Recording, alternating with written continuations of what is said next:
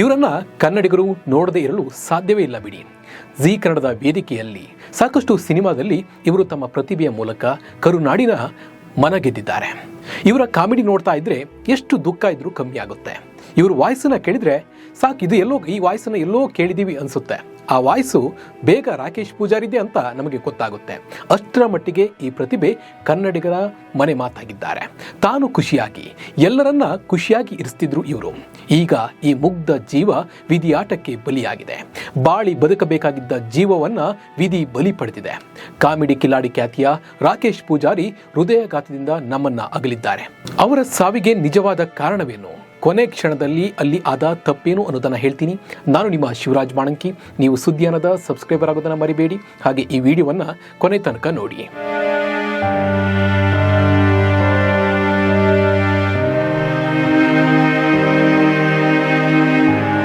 ಬೆಳಗ್ಗೆ ಟಿವಿ ನೋಡಿದ ತಕ್ಷಣ, ಮೊಬೈಲ್ ನೋಡಿದ ತಕ್ಷಣ ಎಲ್ಲರೂ ಶಾಕ್ ಆಗಿದ್ರು.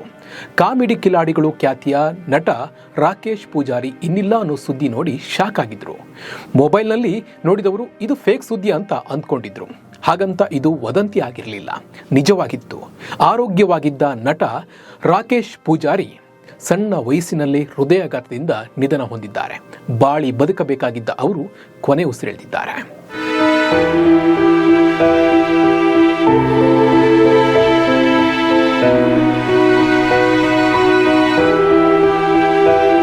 ಅಬ್ಬಬ್ಬ, ಅದೇನು ಹಾಸ್ಯ! ವೇದಿಕೆಯಲ್ಲಿ ಇವ್ರದೇ ಕಾರ್ಬಾರು. ನಗಬಾರ್ದಂತ ಕುಳಿತವನು ನಗ್ತಾನೆ. ವೇದಿಕೆ ಮೇಲೆ ರಾಕೇಶ್ ಕಾಮಿಡಿ ಮಾಡ್ತಾ ಇದ್ರೆ ವೀಕ್ಷಕರಿಗೆ ಹಬ್ಬವೋ ಹಬ್ಬ. ಆದರೆ ತಾನೊಂದು ಬಗೆದರೆ ವಿಧಿಯೊಂದು ಬಗೆದಂತೆ ಕಷ್ಟದಲ್ಲಿ ಬಂದ ಈ ರಾಕೇಶ್ ಉಸಿರು ಈಗ ನಿಂತಿದೆ. Comedy Kiladi season 3 winner, Kannada ಚಿತ್ರರಂಗ ರಂಗಭೂಮಿಯಲ್ಲಿ ತನ್ನನ್ನು ತಾನು ತೊಡಗಿಸಿಕೊಂಡಿದ್ದ ನಗುಮುಖದ ಸರಳ ವ್ಯಕ್ತಿತ್ವದ ರಾಕೇಶ್ ಪೂಜಾರಿ ಹೃದಯಾಘಾತದಿಂದ ಉಸಿರು ಚೆಲ್ಲಿದ್ದು ಕನ್ನಡಿಗರಿಗೆ ದೊಡ್ಡ ಆಘಾತವನ್ನು ತಂದಿದೆ. ಸ್ನೇಹಿತರ ಜೊತೆ ಇದ್ದಾಗಲೇ ಹೃದಯಾಘಾತ. ಇವರು ಉಡುಪಿಯ ಕಾರ್ಕಳದ ನಿಟ್ಟೆ ಗ್ರಾಮದಲ್ಲಿ ಸ್ನೇಹಿತನ ಮೆಹಂದಿ ಕಾರ್ಯಕ್ರಮದಲ್ಲಿ ಭಾಗಿಯಾಗಿದ್ರು.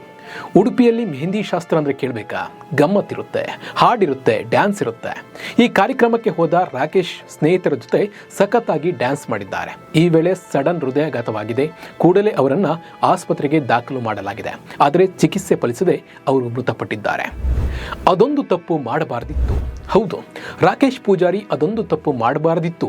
ಅವರು ಆಪ್ತರು ಹೇಳುವ ಪ್ರಕಾರ ಚಿಕ್ಕ ಮಕ್ಕಳಿಂದ ಹಿಡಿದು ದೊಡ್ಡವರ ತನಕ ಪ್ರತಿಯೊಬ್ಬರ ಜೊತೆಯಲ್ಲೂ ನಗುಮೊಗದಿಂದ ಒಂಚೂರು ಅಹಂಕಾರ ಪ್ರದರ್ಶನ ಮಾಡದೆ ಮಾತನಾಡ್ತಿದ್ದ ರಾಕೇಶ್ ಪೂಜಾರಿ ಮೊದಲ ಮಾತಿನಲ್ಲಿ ಎಲ್ಲರ ಹೃದಯ ಗೆಲ್ತಾ ಇದ್ರು. ಆದರೆ ನಿನ್ನೆ ಅವರು ಮೆಹಂದಿ ಕಾರ್ಯಕ್ರಮದಲ್ಲಿ ಪಾಲ್ಗೊಂಡಾಗ ಮಾಡಿದ ಒಂದು ತಪ್ಪು ಅವರ ಸಾವಿಗೆ ಕಾರಣ ಇರಬಹುದು ಅಂತ ಅವರ ಆಪ್ತ ವಲಯ ಹೇಳ್ತಾ ಇದೆ.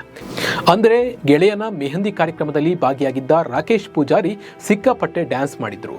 ಸ್ನೇಹಿತನ ಮದುವೆಯ ಸಂಭ್ರಮದಲ್ಲಿ ಮನಸ್ಸೋ ಇಚ್ಛೆ ಸಂಭ್ರಮವನ್ನು ಪಟ್ಟು ಕೊಂಡಿದ್ರು. ಆಗ ಅವರ ದೇಹಕ್ಕೆ ದಣಿವಾಗಿದ್ರೂ ಸಹ ಅವರು ರೆಸ್ಟ್ ಮಾಡಿರಲಿಲ್ಲ.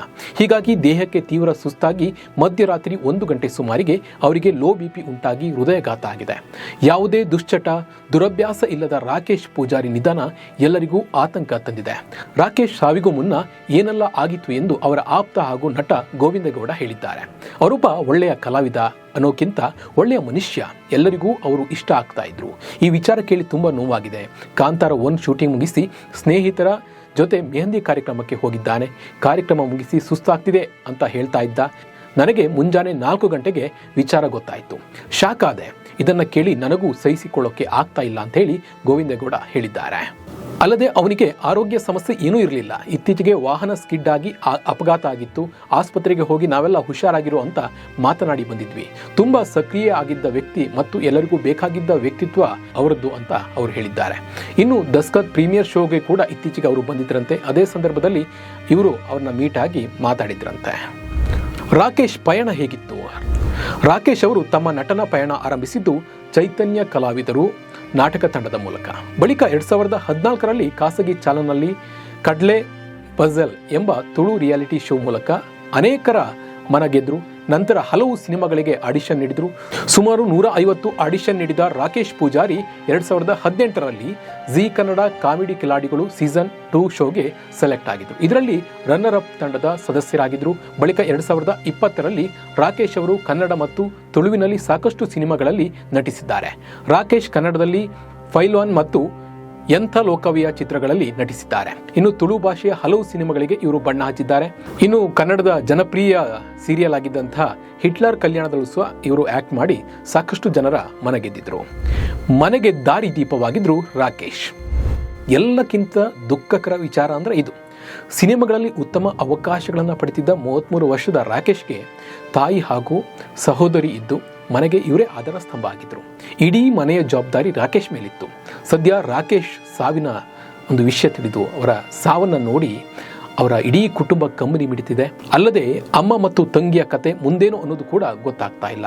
ಅಷ್ಟರ ಮಟ್ಟಿಗೆ ಅವರು ಬೆಳೆದು ನಿಂತ ಮಗ, ಹೆಸರು ಮಾಡ್ತಾ ಇದ್ದ ಅಂಥ ಮಗ ಸತ್ತೋದಾಗ ಆ ಹೆತ್ತ ತಾಯಿಗೆ ಹೇಗಾಗ್ಬೋದು ಹೇಳಿ. ನಿಜಕ್ಕೂ ಇದೊಂದು ಕಣ್ಣೀರಿನ ಕತೆ ಅಂತಾನೆ ಹೇಳ್ಬೋದು. ಕಾಂತಾರ 1ನಲ್ಲಿ ಬಣ್ಣ ಹಚ್ಚಿದ್ದಾರೆ ರಾಕೇಶ್. ರಿಷಬ್ ಶೆಟ್ಟಿ ನಿರ್ದೇಶನದ ಬಹುನಿರೀಕ್ಷಿತ ಕಾಂತಾರ ಚಾಪ್ಟರ್ 1ರಲ್ಲಿ ಪಾತ್ರ 1ರಲ್ಲಿ ರಾಕೇಶ್ ಬಣ್ಣ ಹಚ್ಚಿದ್ದಾರೆ. ಇವರ ಪಾತ್ರದ ಶೂಟಿಂಗ್ ಕೂಡ ಮುಗಿಸಿಕೊಟ್ಟಿದ್ರು. ಈ ಚಿತ್ರದ ಮೇಲೆ ಇವರು ಸಾಕಷ್ಟು ನಿರೀಕ್ಷೆಯನ್ನು ಇಟ್ಕೊಂಡಿದ್ರು. ಮೇ 11ರ ಬೆಳಗ್ಗೆ ಕಾಂತಾರ ಶೂಟಿಂಗ್ ಮುಗಿಸಿ ಸಂಜೆ ಗೆಳೆಯನ ಮದುವೆ ಆರತಕ್ಷತೆ ಕಾರ್ಯಕ್ರಮದ ಅಂದರೆ ಮೆಹಂದಿ ಕಾರ್ಯಕ್ರಮದಲ್ಲಿ ಭಾಗಿಯಾಗಿದ್ರು.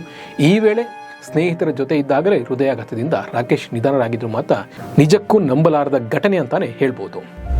ರಕ್ಷಿತಾ ಪ್ರೇಮ್ ಹೇಳಿದ್ದೇನು? ನನ್ನ ಪ್ರೀತಿಯ ರಾಕೇಶ್ ತುಂಬ ಒಳ್ಳೆಯ ವ್ಯಕ್ತಿ. ನಮ್ಮ ರಾಕೇಶ್ ಮಿಸ್ ಯು ಮಗನೇ. ಹೃದಯವಂತ ರಾಕೇಶ್ ಜೊತೆ ಇನ್ನು ಮುಂದೆ ಮಾತನಾಡಲು ಸಾಧ್ಯವಾಗುವುದಿಲ್ಲ ಎಂದು ಒಪ್ಪಿಕೊಳ್ಳಲು ಸಾಧ್ಯವಾಗ್ತಾ ಇಲ್ಲ. ಕಾಮಿಡಿ ಕಿಲಾಡಿಗಳು ನನ್ನ ಹೃದಯಕ್ಕೆ ತುಂಬ ಹತ್ತಿರವಾದ ಕಾರ್ಯಕ್ರಮ. ರಾಕೇಶ್ ಯಾವಾಗಲೂ ಉಳಿದವರಿಗಿಂತ ಭಿನ್ನವಾಗಿ ನಿಲ್ಲುವ ಒಬ್ಬ ವ್ಯಕ್ತಿ. ಅವನು ಅತ್ಯಂತ ಸುಂದರ ವ್ಯಕ್ತಿ, ಎಂಥ ಪ್ರತಿಭೆ. ಕ್ಯಾಮರಾದ ಹೊರಗೆಯೂ ಸಹ ನನಗೆ ತಿಳಿದಿರುವ ಅತ್ಯಂತ ಪರಿಪೂರ್ಣ ವ್ಯಕ್ತಿ. ರಾಕೇಶ್, ನೀವು ಯಾವಾಗಲೂ ನಮ್ಮ ಹೃದಯದಲ್ಲಿ ವಾಸ ಮಾಡ್ತಿರ್ತೀರಾ.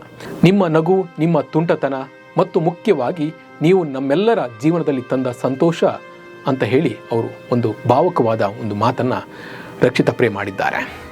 ಸರ್ ನಮಸ್ತೆ. ಅನ್ನಿಗೆಲ್ಲ ಕಾಮಿಡಿ ಹೇಳಿದ ರಾಕೇಶ್ ವಿಜಯ್ ಪಾತ್ರದ ಬಾರಿ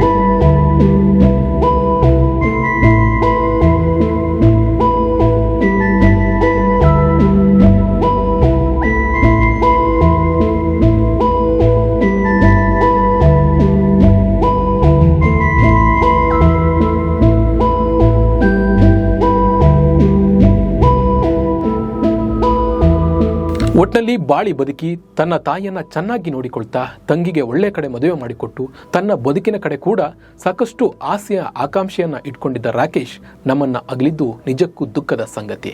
ಅವರ ಆತ್ಮಕ್ಕೆ ಶಾಂತಿ ಸಿಗಲಿ ಅಂತ ಕನ್ನಡಿಗರು ದೇವರಲ್ಲಿ ಪ್ರಾರ್ಥಿಸೋಣ. ನಮಸ್ಕಾರ.